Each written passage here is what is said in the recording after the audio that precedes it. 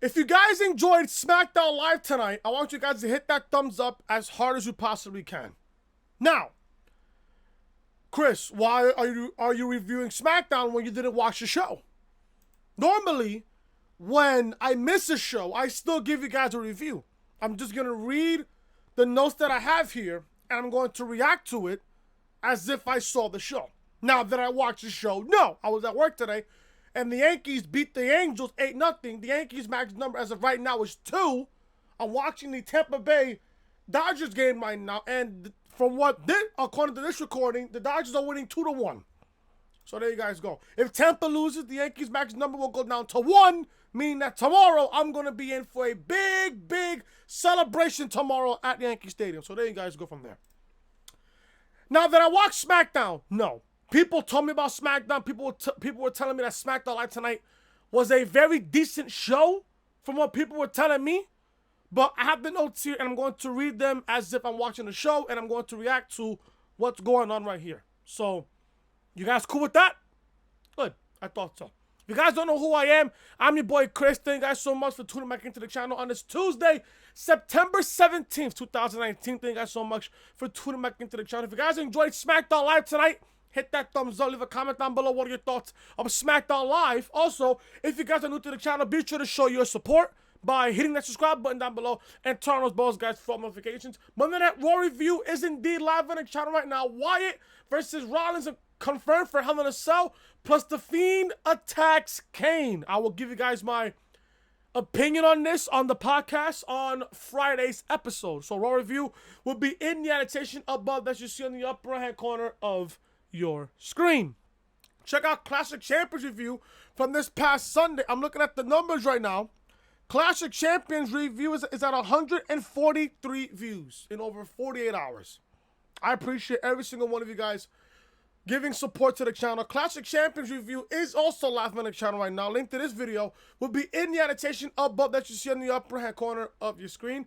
Check out episode 58 of the Reality Podcast, where we go over the Classic Champions preview and predictions with TM161. Link to episode 58 of the podcast will be in the annotation above that you see on the upper hand corner of your screen. And also check out NXT review from this past week. Johnny Gargano is NXT for life, and Rhea Ripley versus Shayna Baszler. Tomorrow night, NXT will go live on 2 hours. Unfortunately, I'm going to miss the first hour of the show because of work.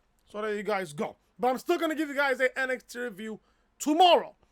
So there you guys go. Link to NXT review will be in the annotation above that you see in the upper hand corner of your screen. This is the official home of the Reality Podcast, so make sure you're following your boy Chris on social media. Twitter, Chris from Lowing, and Snapchat, Chris Most Hated. And like I said, if you guys are enjoying the content, be sure to show your support by hitting that subscribe button down below and turn on those bells, guys, for notifications. Let's begin SmackDown Live review tonight from the Allstate Arena in Atlanta, Georgia. SmackDown Live kicked off tonight with the New Day versus the Revival and Randy Orton. I'm guessing we're getting a 6-man tag here. Now, I'm reading my notes here and I'm thinking to myself, why does SmackDown Live kick off with a 6-man tag? Something has to be up after this matchup. Something had to be up. So we got the New Day, all 3 members of the New Day, Kofi, Xavier, and Big E, against the Revival and Randy Orton. Now, obviously, the Revival are SmackDown Live Tag Team Champions. I'm only assuming that they'll be drafted to SmackDown once the draft happens in a couple of weeks. I'm really looking forward to this draft. I'm not going to lie to you. Killing the wildcard rule has to be something that you have to do. Kill the wildcard rule has been killing these shows dramatically. Dramatically. So, we got a 6-man tag. People were telling me that this 6-man tag wasn't even that bad. But we got the New Day winning here. Woods tags Kofi and he went on a roll. He hit an SOS on Orton for a 2 count, but Dawson broke up the pin. Then Kofi sent Dawson outside. Wilder hit a tornado DDT on Big E on the floor, and Kofi kicked Orton to the outside. Then Orton caught Kofi in a draping DDT. Randy teased an RKO, but he tagged in Dawson and ordered the Revival to set Kofi up for a super RKO. Big E broke that up, and then Xavier Woods nailed the elbow drop across the entire ring. Kofi hit a Trouble in Paradise on Scott Dawson for the win. Now, Now Kofi pins Scott Dawson with Trouble in Paradise for the victory. Then all of a sudden, Brock Lesnar came out on SmackDown Live. He stood on the entrance ramp, and then Kofi sends Woods and Big E out of the ring. Paul Heyman said, "It's a bad day for the New Day." Yes, it is. Then they set up a title match on the Fox premiere on October 4th. Kofi accepted the challenge, and then Lesnar nailed an F5. So, let me get this straight. Here. I understand that you want to pop a big rating for the first show on Fox on October 4th. I understand that. Now, unfortunately, I'm going to miss that show because of the Yankees game 1 of the ALDS at Yankee Stadium, so I can't even watch that show. So I'm just as pissed off because I can't watch the first show on Fox on October 4th due to the Yankees postseason run. So I can't even watch that show. But I will say this, though. I understand that SmackDown wants to pop a big rating on Fox on his first show there on October 4th. Bringing Brock Lesnar, I'm not going to lie to you, we all know why Brock is going to be there. Brock was advertised for that show, if you people don't know that. Brock was advertised for that show on October 4th. Now, you're going to ask me, Chris, are you okay with this matchup? I'll tell you guys this. Anybody but Kofi at this point. Now, I like how JD brought this up on his Raw review yesterday, which I saw earlier today. That with Baron Corbin having his coronation on SmackDown Live tonight, maybe Baron Corbin was going to be the guy next in line to challenge Kofi for the WWE Championship. That wasn't even the case tonight to kick off SmackDown Live. That's not even the case here. Brock coming to SmackDown and challenging Kofi for the WWE Championship on October 4th. October 4th will be the night that Brock Lesnar becomes WWE Champion.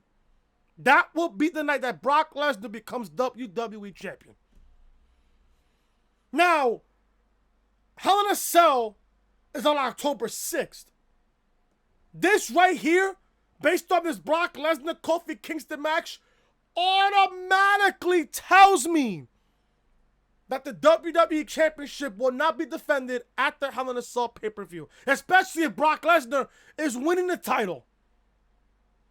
Especially when Brock Lesnar is winning the title.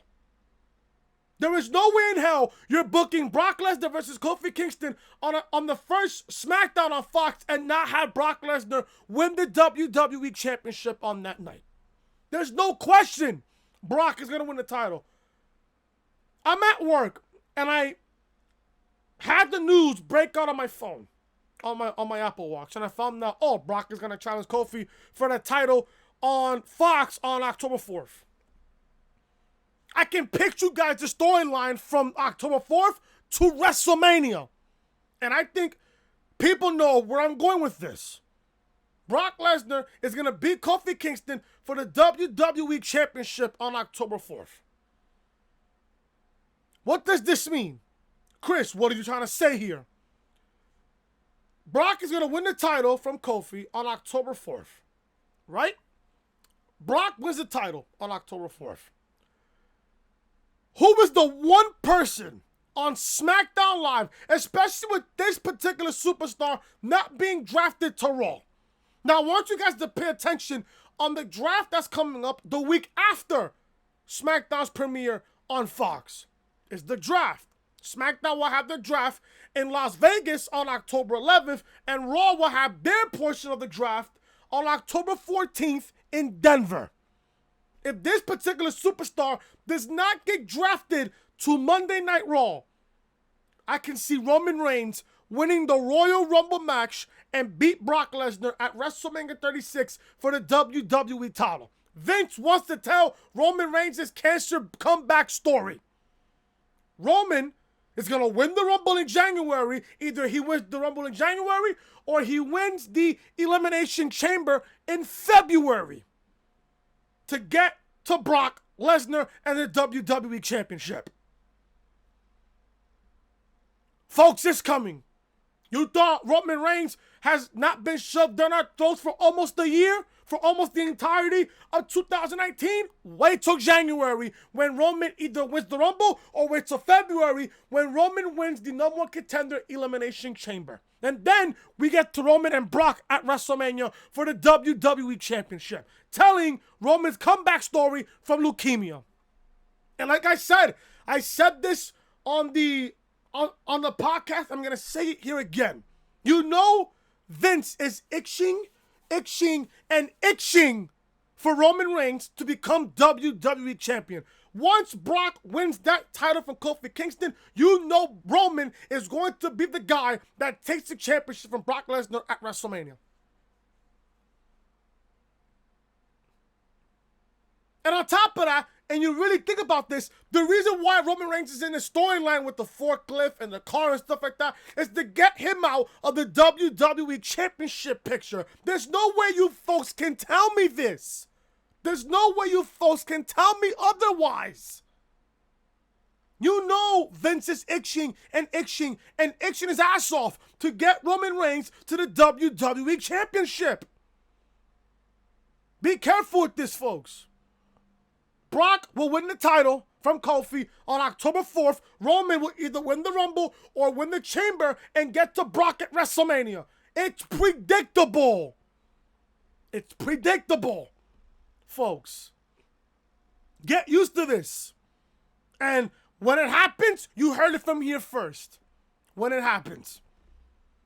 Trust me, this is Vince's way in. Brock Lesnar winning the WWE Championship on October 4th. This is Vince's way in to get Roman Reigns in the world title picture and take the championship from Brock Lesnar at WrestleMania. In Tampa. In his home state.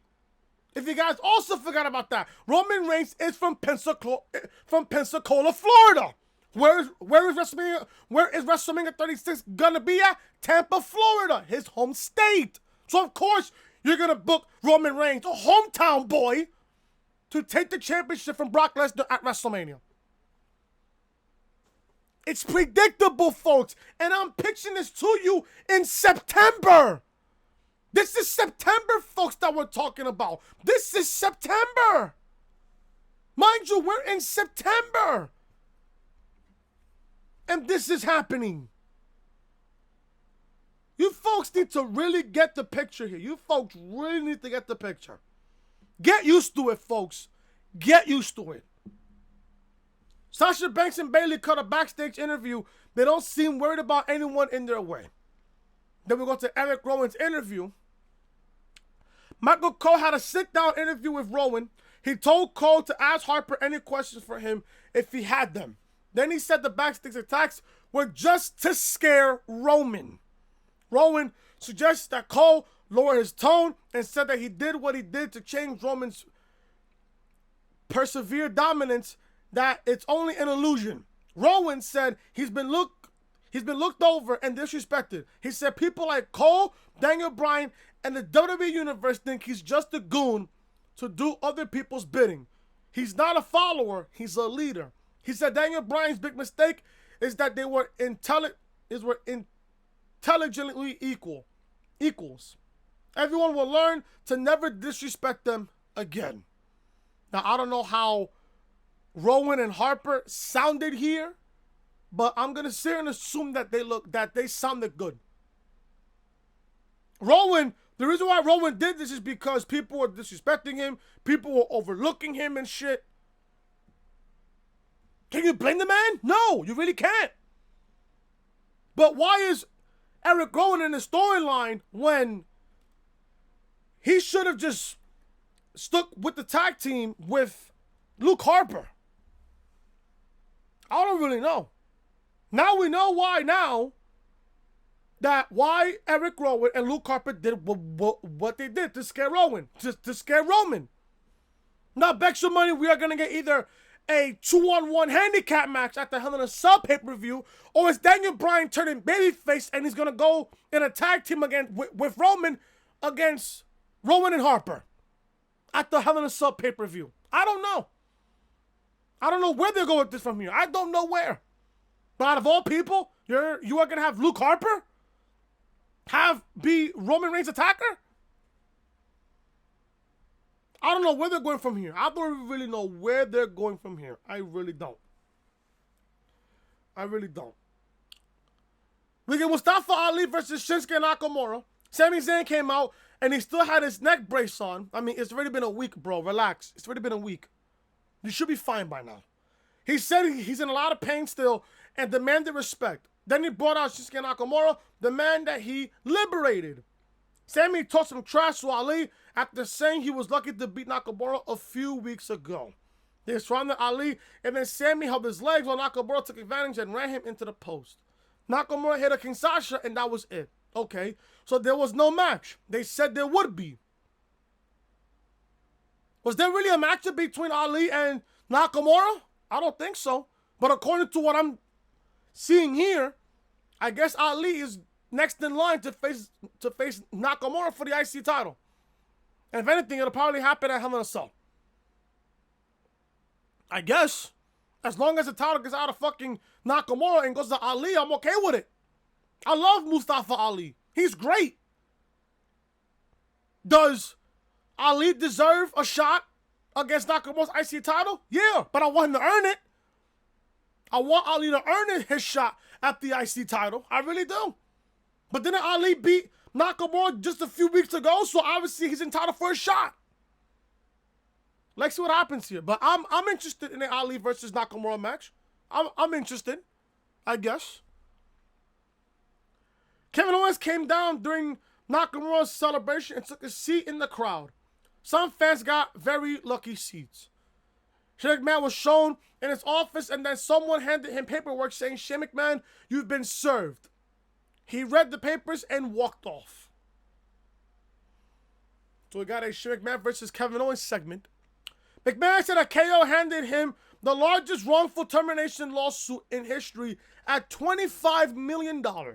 Kevin Owens then brought up how the lawsuit will stand ground. He's fined Kevin Owens $100K for hitting a light as a referee, but Shane McMahon did the same thing to Owens when he was a referee.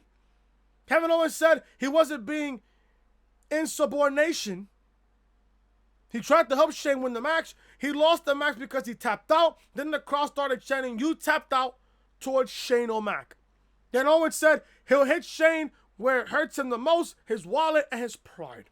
Owens said he can see it in Shane's face that he knows he has a case. He also said it's not just about getting money, but when Owens wins, he gets to fire Shane McMahon instead. Then Kevin Owens left through the crowd. For what I'm being told, Kevin Owens will be in NXT tomorrow on the 2-hour live debut of the NXT on the USA Network. I'm hearing that KO will be on NXT tomorrow. So I'm asking, why is he on SmackDown? That's all I'm asking. Why is KO on SmackDown after what he tweeted last week, 14-24-20? If you dumb fucks don't know what that means, that's the letters of the alphabet NXT.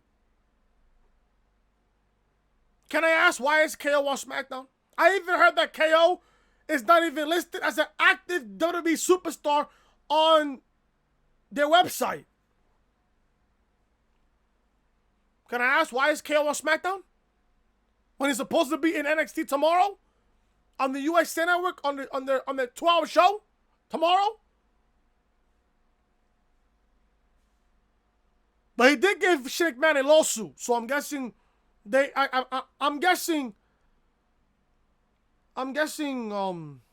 they're gonna do a continuation with the storyline here. I don't know, but I don't want to see it no more. I don't want to see KO and Shane anymore. I don't.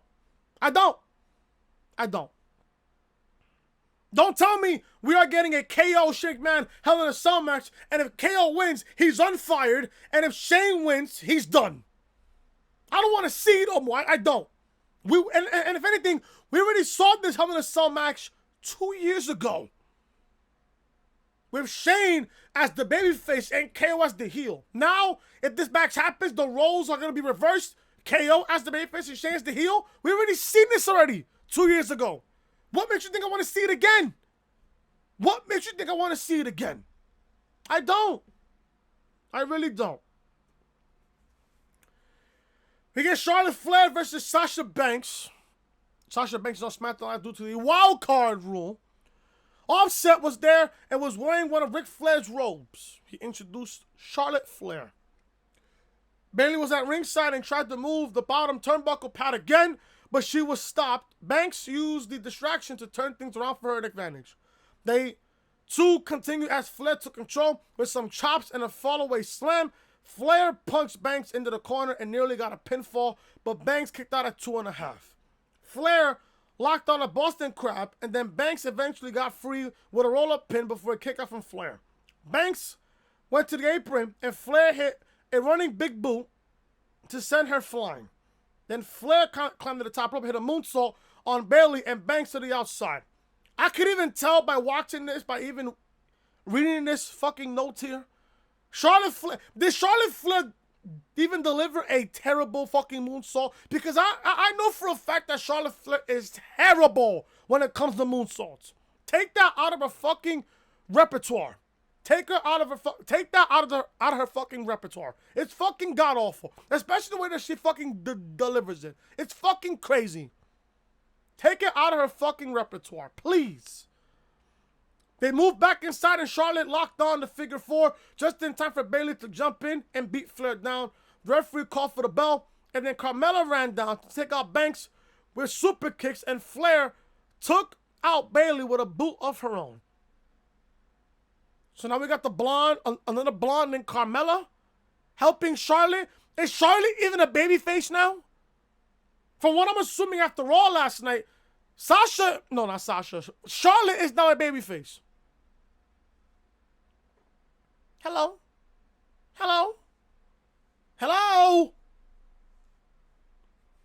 And on top of that, Charlotte is terrible as a babyface. Terrible. She is god-awful as a fucking babyface. God-awful. I don't know. I don't know where they're going from here, but I'm thinking, if anything, because of the fuck finish that happened at fucking Clash of Champions, don't be surprised if we get another Charlotte and Bayley match at Hell in a Cell.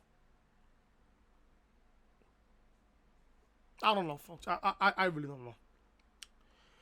King Corbin's coronation. Now, I said this on Raw Review last night. I'm going to say here again, Corbin looked good throughout this whole entire tournament. Corbin looked good. Now, I did see JD's on Raw Review earlier today, and he brought up a good point. After what happened with Kofi and Brock, obviously that's not going to happen, but let's say if Brock never came out and challenged Kofi Kingston for the title. I think it would have been Baron Corbin. And I got to agree with what JD said. The winner of the King of the Ring should be getting at least a championship match of his choosing. At least. That I got to agree. The ring was all done up with a red carpet and the throw-ins in the ring. They put a robe on Corbin, and then he was presented with his crown, which he gladly put on his head while dramatically and regal music played. They also had a purple light on the crowd, which was a nice touch. Corbin said, "We're all very excited because he's king of the ring. Him being king is a breath of fresh air." He acknowledged that fans wanted anyone else. He's not the kind they wanted, but he's the king they needed. He's dominant and strong, but also generous and fair. He won the tournament fairly, so he deserves respect. Then he said, as his first act, he recognized Chad Gable, who came out and didn't look happy. Then Barry made some short jokes at Gable. I mean, of course you are. Gable got in the ring, and the short puns didn't stop. Finally, Chad Gable hit a double leg takedown on Corbin to the throne, and then Gable brought the scepter across Corbin's back and destroyed the coronation set using ripping up the cape completely after Corbin left. Finally, Chad Gable stomped on Baron Corbin's crown after the crowd chanted yes. Baron Saxton said, "So much for the cape, so much for the crown, and so much for King Corbin." I hope honestly that they use Chad Gable more. I would love to see another match between Chad Gable and Baron Corbin. After what happened that we got last night, it was a great matchup last night between Gable and Corbin. I want to see that type of match again. I really do. I wouldn't mind seeing another Chad Gable Baron Corbin match. I wouldn't mind it. But what they're doing now here with Chad Gable, what are they doing now with Chad Gable? I have no idea. But I hope they use him more after what happened last night. I hope this is their wake-up call that, oh, maybe we should use Chad Gable more because he's that great in the ring. And after what happened last night on Raw, a really great performance on his part last night. A really great performance. But let's see if they use him a whole lot more. Let's just see. We get Heavy Machinery versus the B team. Heavy Machinery wins here with the compactor. I want to hit the Caterpillar, and then they hit the compactor and won the match. I'm not even going to go over it because B team, no. B team, you're fucking trash.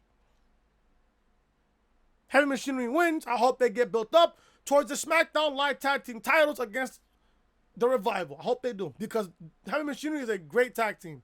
They're a really good tag team. Daniel Bryan speaks. This is the end of the show from what I'm assuming here.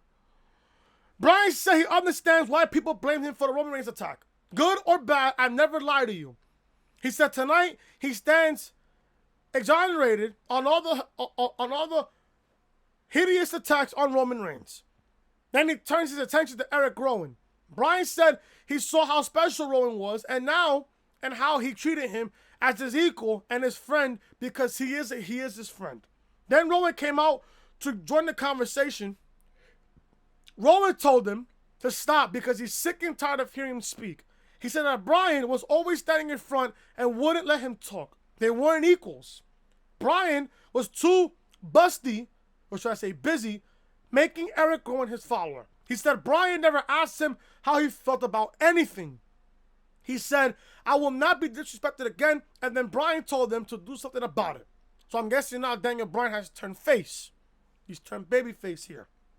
He said there's nothing that Rowan can do that's worse than breaking their friendship. Then Luke Harper jumped Bryan, and they both took him down. Suddenly, Roman Reigns came down, and he went right for Rowan. He took out both Harper and Rowan, hitting Superman punches and drive-bys.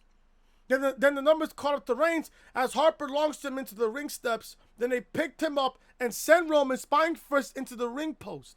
They tore up the protecting mats on the outside and exposed the concrete.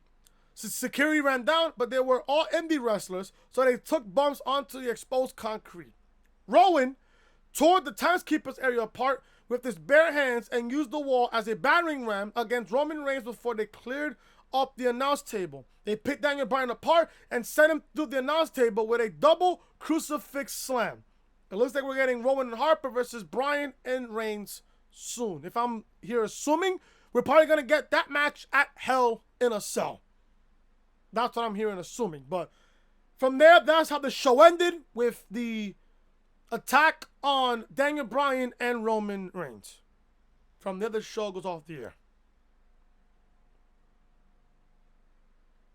Is Daniel Bryan a babyface now? I don't know. Is Daniel Bryan a babyface now?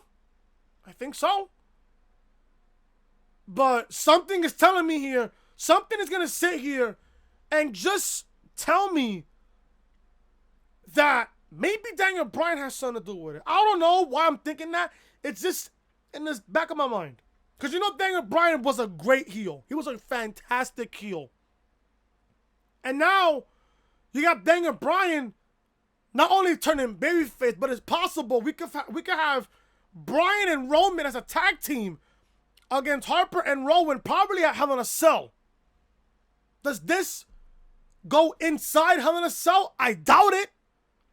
I pretty much doubt it. But now you got me invested now because of Luke Harper. You got me invested now.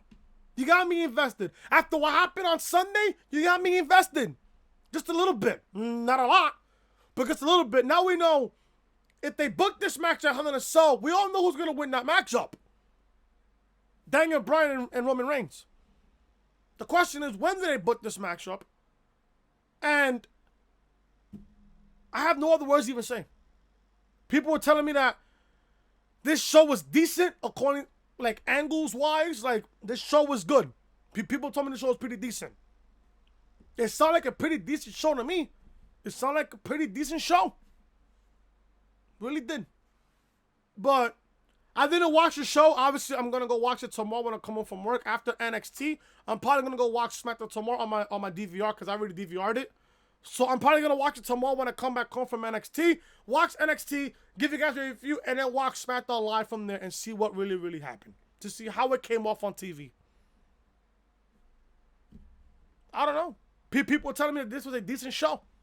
And according to what I read here, looked like a pretty decent show to me. Really did. And that, folks, is the reality of things right here on the SmackDown Live review right here on the Reality Podcast. Thank you guys so much for watching. If you guys enjoyed SmackDown review, smash that like button. Hit that thumbs up.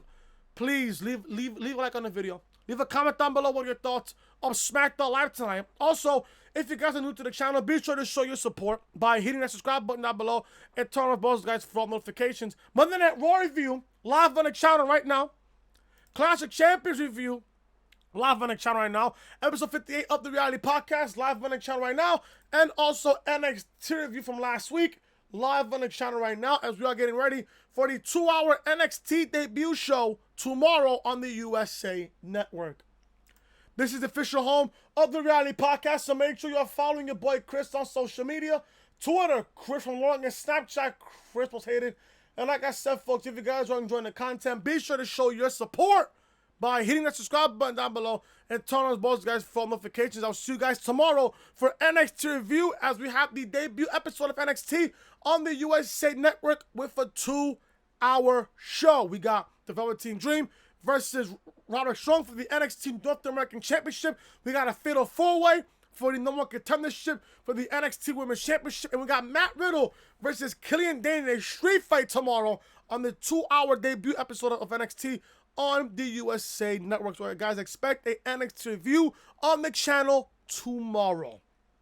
Therefore, guys, I am Chris. Leave a like, comment, subscribe, share the video all over social media. I will see you guys tomorrow for the 2-hour debut episode of NXT on the USA Network. Till then, I am Chris. Talk to you guys later.